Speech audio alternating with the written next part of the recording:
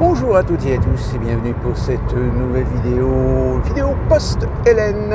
Oui, enfin, on se l'est pas pris en pleine poire, mais on a eu par contre la périphérie. Et la nuit a été agitée. Au moment où je vous parle, il y a quasiment beaucoup de secteurs, là où j'habite, on a perdu le jus à 7h du matin, je crois. Et là, ça se calme. Enfin, c'est relativement calme. Hein, voilà, si vous pouvez voir. Il y a encore un petit peu de vent, si vous voulez.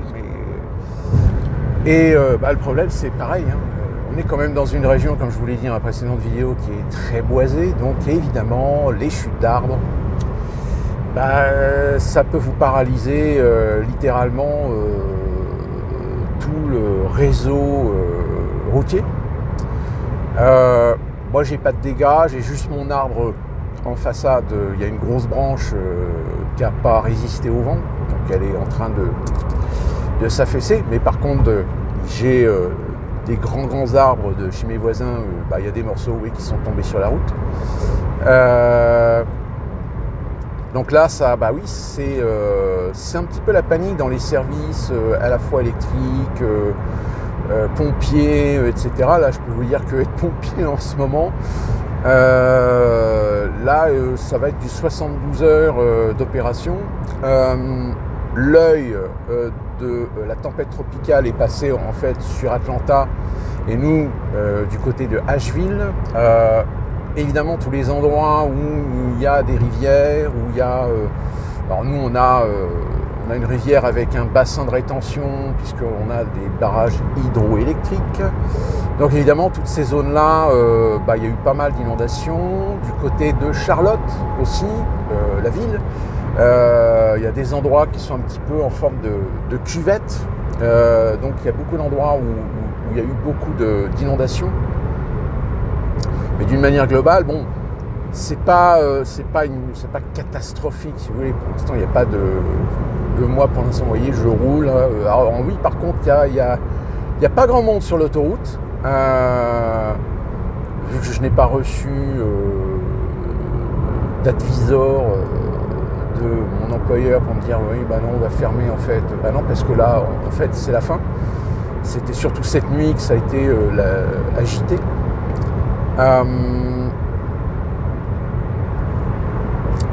Que puis-je vous dire? Que c'est les affres du climat, même si dans les médias ils admettent quand même que cette tempête tropicale elle est quand même relativement costaud. À l'origine, c'était c'est pas un typhon, le typhon c'est un Pacifique, mais je ne sais plus en français comment on dit, un ouragan, voilà. Qui était un ouragan qui a attaqué la côte du côté ouest de la Floride, qui est remonté. Alors le problème, c'est que les températures sont très chaudes, très humides. Donc évidemment, là, tout est propice, surtout propice à éventuellement des tornades dans les endroits les plus à l'intérieur des terres. Nous, on est dans une zone où il peut y avoir des tornades, mais c'est pas des grosses tornades, hein, d'une manière générale. Sinon, voilà, oui, qu'est-ce que vous voulez que je vous dise de plus? Va y avoir des perturbations encore pendant peut-être 24 heures. Comme je vous dis, là, pour l'instant, chez moi, il n'y a plus d'électricité, mais ça, à la rigueur, avec comment ça a soufflé cette nuit, je ne suis pas étonné. Pas étonné parce que, oui, vous savez que le réseau électrique américain, il est un peu particulier, c'est très aérien. Et les transformateurs, vous en avez déjà vu dans des vidéos, etc. Ils sont généralement en extérieur. Alors, ça, c'est inconvénient, en effet, d'être soumis aux intempéries, etc. Mais l'avantage, c'est que l'intervention est rapide. En général, ils ont là toutes les grosses sociétés, l'une des plus grosses actuellement ici, qui alimente En électricité, c'est Duke Energy, puis en général, Duke Energy, ils ont vraiment tous les équipements. Et d'ailleurs, même hier, on voyait, il y avait déjà des techniciens qui étaient en astreinte, comme on dit, comme ça se fait en France. En France, quand vous avez un épisode climatique important, en général, on mobilise les personnels pour intervenir le plus rapidement possible, surtout quand il y a des coupures d'électricité. Il y a quand même les hôpitaux. Nous ici, il y a quand même, dans ma zone, il y a quand même pas mal d'hôpitaux. Il y a 2 hôpitaux, donc il faut que les hôpitaux puissent retrouver immédiatement du jus. En sachant que nous avons aussi une centrale hydroélectrique et nous avons 2 centrales nucléaires. Donc, question électrique, si vous voulez, on est servi. Donc, en général, les coupures électriques, le grand maximum qu'on peut avoir en coupure électrique, c'est une journée, et encore, pas totalement une journée. Donc, voilà ce que je peux vous dire pour l'instant de cet épisode de Hélène qui nous est passé dessus. Et encore une fois, on est habitué, si vous voulez, lorsque vous avez des tempêtes tropicales qui réussissent à rentrer dans les terres. En général, voilà, on sait à quoi s'attendre.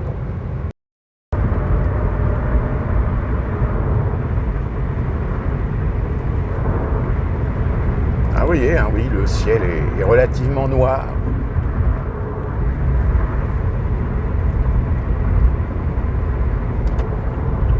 Et pourtant, je vais vous dire, à cette heure-ci, normalement, sur la route, il y a du monde.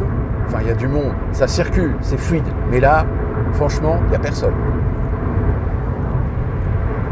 Il n'y a personne.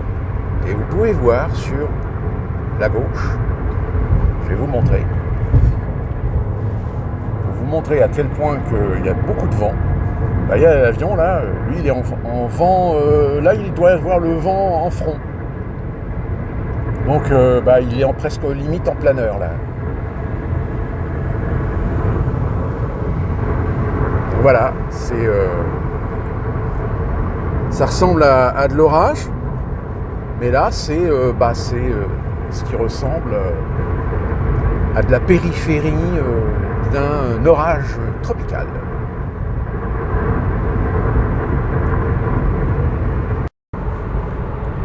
On est sur le jour suivant de ce que vous venez de voir. Donc vous voyez, là le ciel est complètement différent, un ciel bleu. Mais par contre, on a encore un gros problème. Nous sommes en aval. Et là je vous montre, voilà, vous voyez. Voilà, ça déborde. Ça déborde parce qu'on est en aval des Appalaches. Et là, on a toute l'eau qui a été accumulée par la tempête tropicale qui se déverse maintenant vers l'océan. Et donc, nous, ici, on a un lac artificiel qui est le lac Norman. Et le lac Norman, là, il commence à faire un trop-plein. Et donc, ils sont obligés de délester. Sauf délester, ça veut dire que ça augmente le niveau de toutes les rivières. Et c'est pour ça que là, vous avez toujours des routes, comme vous pouvez le voir sur ces images. C'est encore actif aujourd'hui. Beaucoup de routes sur l'ouest de la Caroline du Nord sont coupées. L'ouest de la Caroline du Nord étant évidemment les Appalaches, donc toute la chaîne montagneuse. La plus importante, c'est la 40, l'Interstate 40. Alors, Interstate, comme son nom l'indique, c'est des autoroutes qui traversent plusieurs États.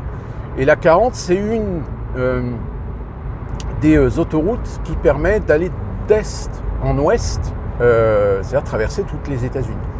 Et malheureusement, là, l'autoroute n'a pas très bien supporté la tempête tropicale à la frontière entre la Caroline du Nord et le Tennessee.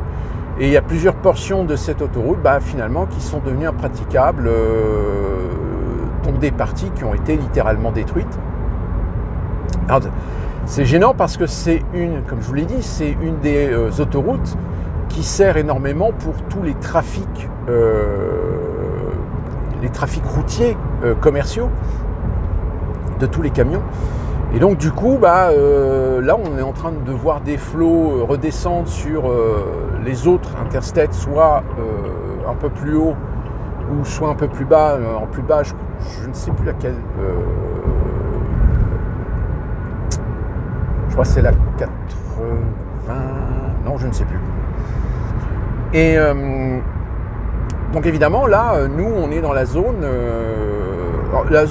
limitrophe en fait entre parce que la Caroline du Nord, si vous partez de l'ouest vers l'est, vous avez les Appalaches, donc montagneux, vous avez collines, c'est relief, vallées, etc. Et après, c'est plat. Et nous ici, on est vraiment à la limite entre les zones géologiques vallonnées, et quand on va vers l'est, là, ça commence à devenir de plus en plus plat. Donc là, on est vraiment dans la zone où, oui, on est en train de recevoir toutes les eaux qui se sont accumulées par la tempête dans les Appalaches. Donc ce qui fait que il y a des endroits où là, d'ailleurs, il y a quelques minutes, on a reçu un message d'urgence d'évacuation de certaines zones autour justement de la rivière qui découle du lac Norman, qui est la rivière Catawba. Voilà, c'est les inconvénients de la nature, j'ai envie de dire. Parce que même si nous essayons de maîtriser la nature, même si nous essayons d'être préventifs, malheureusement, quand vous avez des phénomènes assez importants comme ce qui vient de nous passer dessus, dont d'ailleurs certains disent que c'est la pire tempête tropicale qu'on a pu connaître depuis de nombreuses décennies.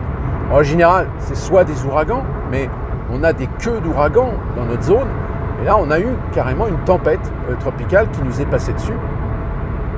Alors, il y a en effet beaucoup de dégâts, beaucoup plus à l'ouest de ma position, du côté de Gatlinburg, du côté de Pigeon Forge, surtout dans le Tennessee, parce que c'est en plein dans les montagnes, quoi, en fait.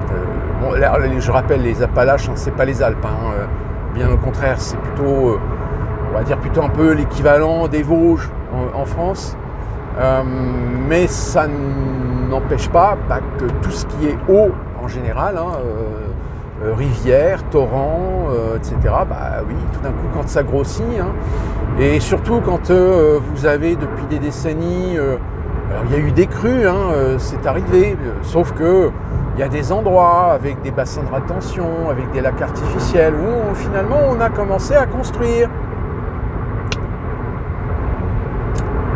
Alors si vous construisez, mais dans des zones un peu surélevées, encore ça va, vous pouvez éviter les inondations, mais il y en a qui ont fait construire carrément au bord des rivières, au bord des lacs. Donc là, ces gens-là, c'est les images que vous avez peut-être vues de ces maisons qui ont été emportées, etc. Mais voilà, c'est souvent ce schéma-là le problème. C'est que vous avez des bassins, vous avez des lits de rivières, parce qu'on maîtrise les débits, même quand il y a des fortes pluies, etc. Sauf que le jour où vous avez un phénomène qui sort complètement des normes, qui sort complètement des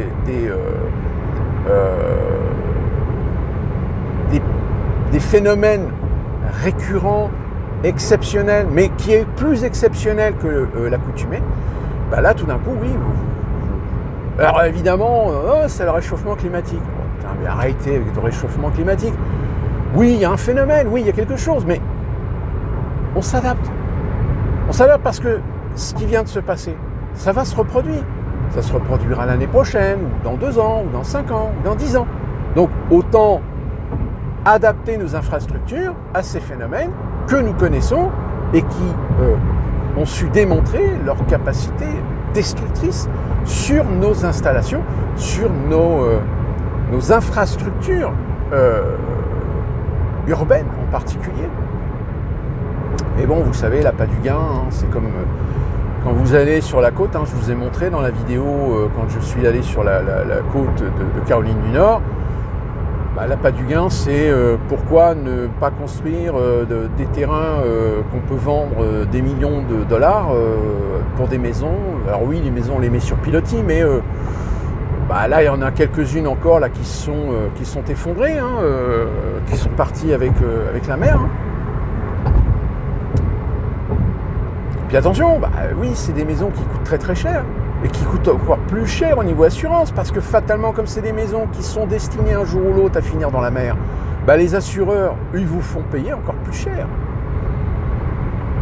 Donc du coup, est-ce que c'est vraiment un bon investissement d'acheter une maison sur pilotis en bord de mer pour avoir la plage, Oui, je disais, depuis sa fenêtre. Oui, parce que là, petite coupure, hein, encore un message d'alerte qui demande le départ volontaire des habitants qui habitent près des berges de la rivière Catawba. Donc encore une fois, oui, c'est toujours la problématique entre l'appât du gain et la responsabilité civile de ne pas laisser construire des endroits qui même il y a 100 ans ont été sujets à des phénomènes naturels, mais parce que depuis 100 ans, ça ne s'est pas reproduit, donc on s'est dit, c'est bon, on peut construire. En France, c'est pareil. Hein. Aujourd'hui, en France, vous avez beaucoup de communes où vous avez des maires qui se sont fait graisser la patte pour vendre des terrains idéaux à une spéculation immobilière, mais dans une zone qui, du jour au lendemain, passe de zone non constructible à zone constructible. Pourquoi ? Parce qu'il y a des experts qui sont passés par là en disant « Oui, non, maintenant c'est bon, hein, il ne s'est rien passé depuis ces 50 dernières années, maintenant il y a eu des infrastructures qui ont été développées en amont, sur les rivières, sur les plans d'eau, etc. Donc maintenant on peut construire. » Jusqu'au jour où... C'est comme les bords de mer, c'est pareil. Hein. Quand vous avez des zones de bord de mer où c'est plat, où il n'y a pas de relief,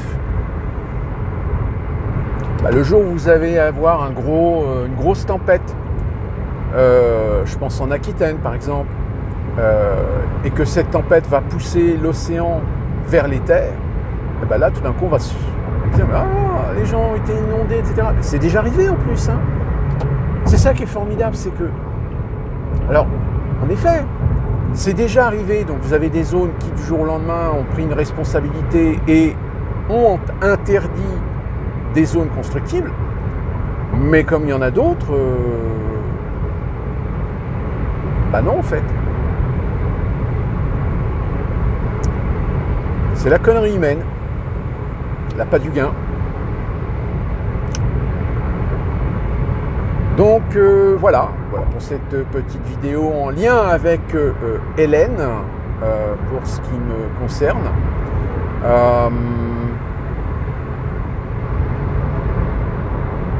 Voilà, je vous montre, vous voyez là, l'Interstate 40 est fermé.